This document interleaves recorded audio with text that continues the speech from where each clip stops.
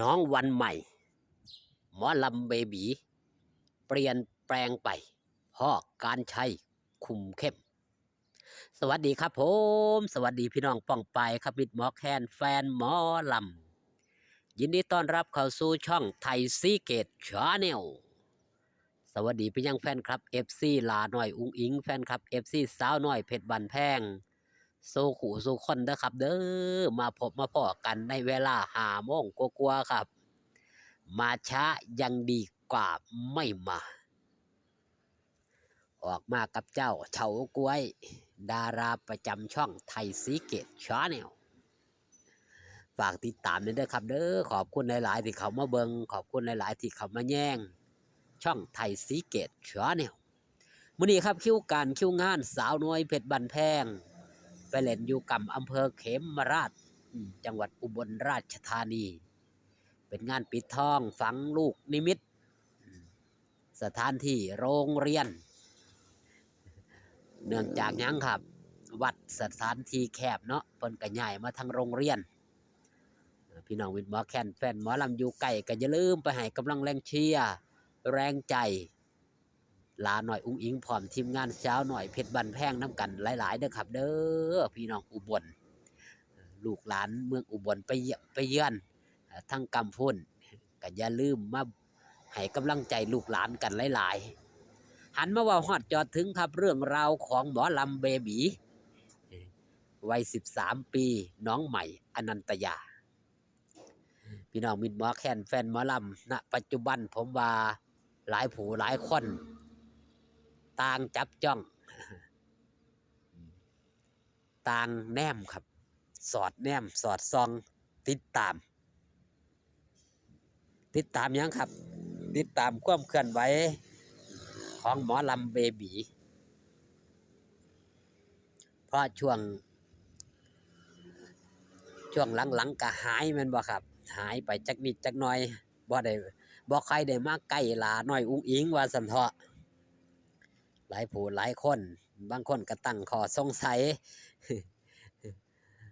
เนื่องจากหยังครับเวลาของการทำงานมันบ่คือกันมันบ่แมทกันเวลาเว้าจากันบางคนไปเห็นหน้ากล้องก็ว่าคือบ่เว้ากันหน้ากล้องหลังกล้องเขาก็เว้ากันหน้ากล้องบางเทื่อเขาก็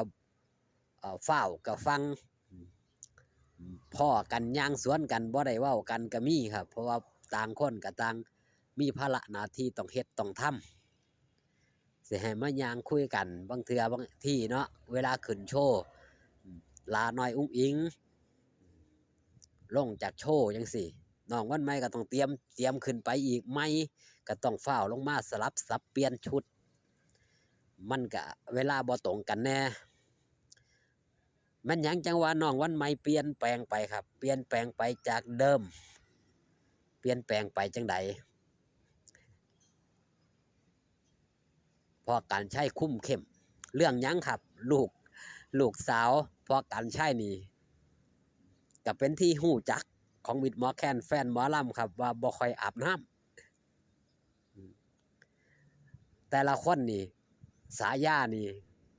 มีแต่ผู้ย่านน้ำว่าซั่นเถาะหลังมานี่เฮาก็สิเห็นได้ว่าน้องวันใหม่ก็สิอาบน้ำดูขึ้นเนื่องจากพอกันใช้นี่คุมเข้มเพราะว่าบางเทื่อบางที่เพิ่นก็เอาขึ้นรถมานำเพิ่นก็อยากให้ลูกเพิ่นสะอาดนั่นล่ะครับก็อยากให้ลูกให้เต้าสะอาดแนมเบิ่งดีๆแม่นบ่ครับไผสิว่าผู้ใดเขาเห็นเขาก็สิเป็นตาเบิ่งเขาก็สิเป็นตาแย่งผู้ใดเขามาถ่ายรูปนำเขาสิบ่กุยนั่นคือความเป็นจริงครับพอกันใช้แล้วก็ฮักลูกสาวเรานี่ล่ะกะสั่นเราบ่เบิ่งบ่แย่งดอกสังเกตง่ายๆครับพอกันใช้นี่เราสิเว้ากับคนเบิ่งคนซ้อมคน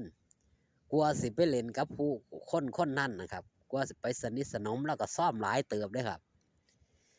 อย่างน้องวันใหม่นี่เราก็เบิ่งก็แย่งมาหลายเติบก่อนที่เราสิมาสนับสนุนก่อนสิเข้ามาใกล้ชิดแล้วก็สำรวจตรวจตา ซ่อมเบิงนิสัยใจคอความเป็นมาเป็นไปบ่แม่นอยู่ซื่อๆก็สิเข้าไปซอยเลยก็เป็นไปบ่ได้ครับมันก็ต้องเบิ่งรายละเอียดในหลากหลายด้านบางเทื่อเข้าไปมันบ่แม่นมันบ่ใช่จังซี้มันก็เฮ็ดให้ผิดหวังได้แต่สำหรับน้องวันใหม่นี่ถือว่าเปลี่ยนแปลงไปหลายครับเปลี่ยนแปลงไปหยังแหน่ครับการเปลี่ยนแปลงของน้องวันใหม่นี่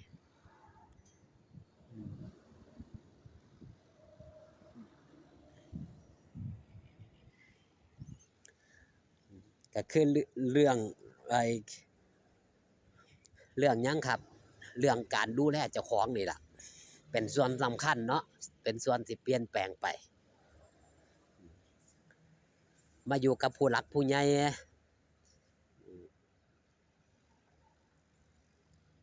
เพิ่น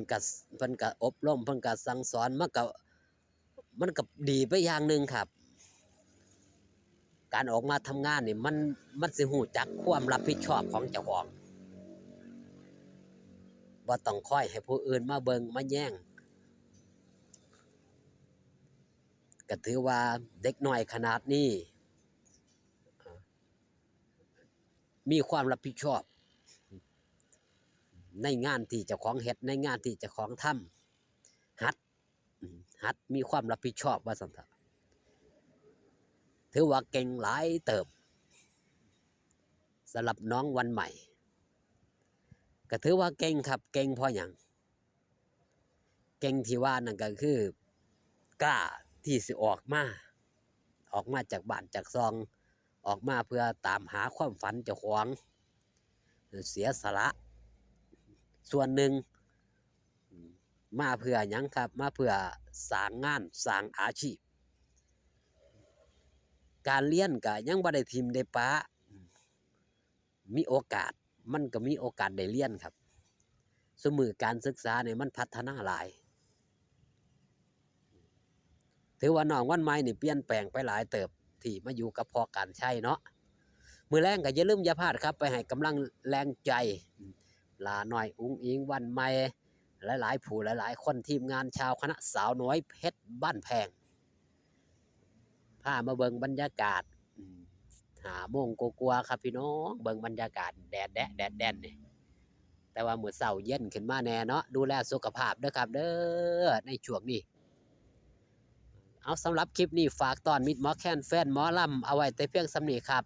อยู่ดีมีแห้งพอกันคลิปหน้าสบายดีครับผ